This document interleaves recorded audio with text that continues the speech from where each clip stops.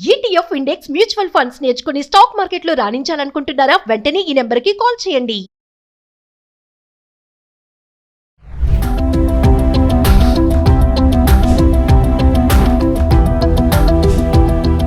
నమస్తే, welcome back to Suman TV. Present మనతో పాటు ఉన్నారు అనలిస్ట్ మందర్ కృష్ణారెడ్డి గారు.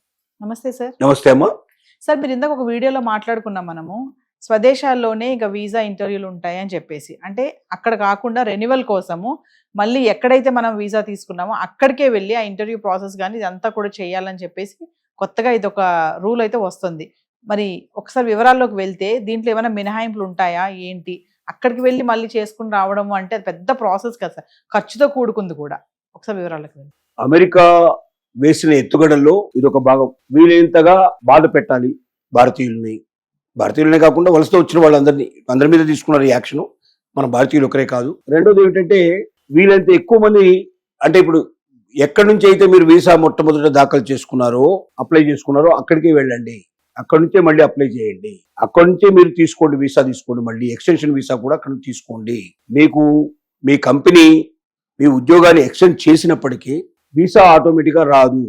గతంలో అయితే ఏంటంటే ఆటోమేటిక్గా వీసా వచ్చే అవకాశాలు, అమెరికాలోని దాన్ని దాఖలు చేసుకునే అవకాశాలు, కొంతమంది సింగపూరు, జర్మనీ నుంచి అక్కడి నుంచి కూడా దీన్ని ఏజెంట్ల ద్వారా పంపించుకొని చేయించుకొని తెచ్చుకునేవాళ్ళు. ఎంత టైం లేకుండా తొందరగా వచ్చేది. రెండోది వాళ్ళు ఇక్కడ నుంచి కదలాల్సిన అవసరం లేకుండా అమెరికాలోనే వాళ్ళ ఉద్యోగాలు చేసుకుంటూ వాళ్ళ వ్యాపారాలు చేసుకుంటూ వాళ్ళు అక్కడ ఉండేవాళ్ళు.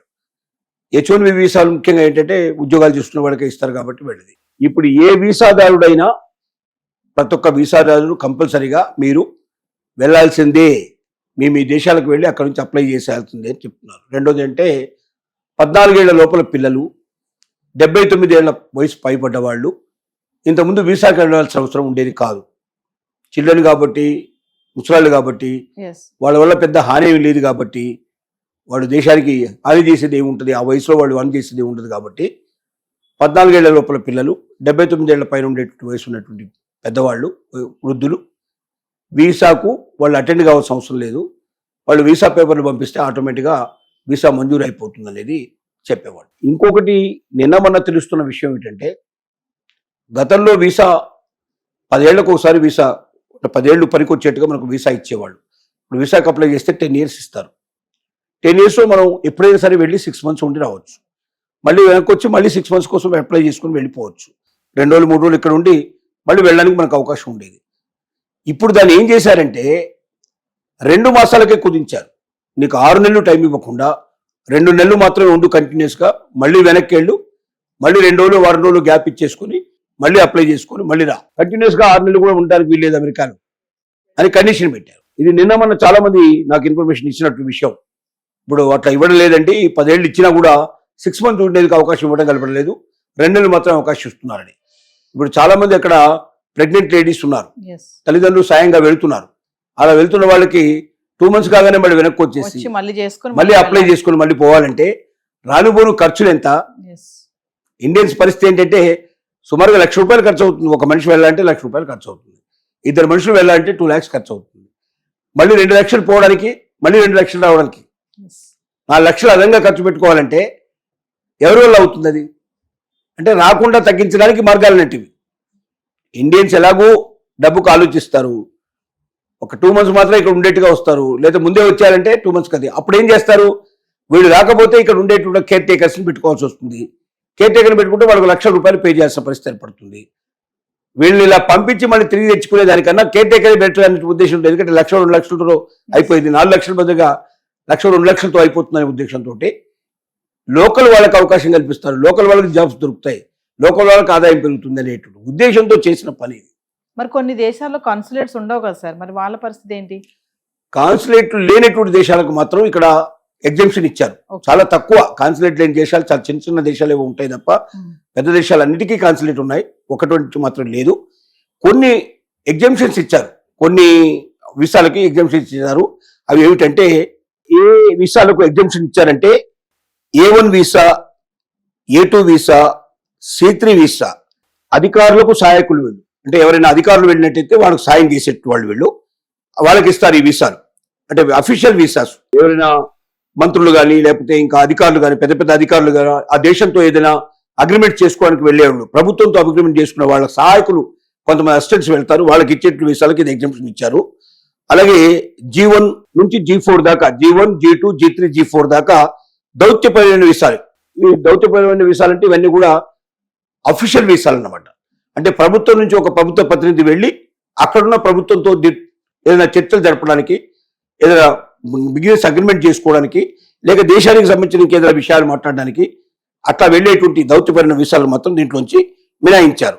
ఇక మిగతా ముంబైలో B1, B2 వీసాల్లో ఇప్పుడు అదనయ్యే వాళ్ళకి పరిస్థితి ఏంటంటే, మన దేశంలో ఇంకొక సమస్య కూడా ఉంది. బాంబేలో వీసాకు కోసం ఇంటర్వ్యూల కోసం అటెండ్ అయ్యే వాళ్ళకి 3 మాసాలు టైం ఇస్తున్నారు, మినిమం టైం పడుతుంది. అలాగే ఇది చెన్నైకి వెళ్ళేసరికల్లా 9 మాసాల వరకు కూడా సమయం పడుతుంది. ఢిల్లీ వెళ్ళే వరకల్లా 6 మాసాల దాకా టైం పడుతుంది. అంటే 3 మాసాల నుంచి తీసుకుంటే 9 మాసాల దాకా వాళ్ళు ఇండియాలోనే ఉండాల్సిన పరిస్థితి ఏర్పడుతుంది. మరి వాళ్ళ ఉద్యోగం మధ్యలో ఒకసారి గ్యాప్ వచ్చిందంటే మళ్ళీ వీళ్ళు తీసుకుంటారా లేదా అనేది నమ్మకం లేదు. ఎందుకంటే వాళ్ళు ఈ డేట్ వరకు పెట్టుకొని అయిపోతుంది, వాళ్ళ యొక్క ఉద్యోగం పలానా డేట్ నాడు అయిపోతుందని నిర్ణయానికి వస్తే ఆ డేట్ తర్వాత వీళ్ళు జాయిన్ అవ్వడానికి అవకాశం ఉంటుందా లేదా తెలియదు. పోనీ ఈ లోపలే 9 మాసాలను లెక్కేసుకొని వచ్చినట్టయితే 9 మాసాల పాటు వాళ్ళకు ఏ రకంగా కూడా జీతం ఉండదు, బత్యాలు ఉండవు, ఖర్చులు విపరీతంగా పడతాయి. అంటే అన్ని రకాలుగా బాధపెట్టవేనట్టు.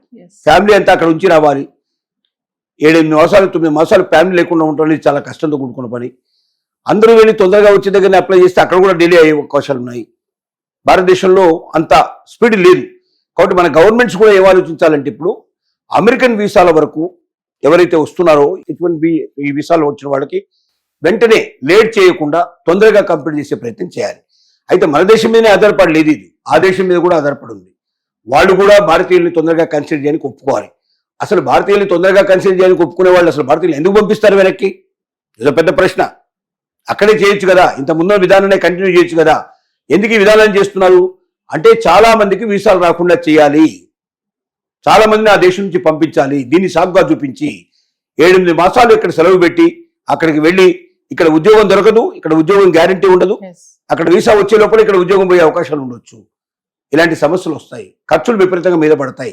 ఇవన్నీ తట్టుకోలేక అమెరికా ఉద్యోగానికి నమస్కారం అని పారిపోయేటానికి ఎక్కువ మంది ప్రయత్నిస్తారు. కాబట్టి అమెరికాలో ఉండే భారతీయుల్ని, ఇతర దేశాల నుంచి వచ్చి వలస వచ్చిన వాళ్ళని అక్కడి నుంచి వదిలించుకోవడానికి దీన్ని ఒక మత్యంగా మార్గంగా వాళ్ళు ప్రయత్నం చేస్తున్నారు.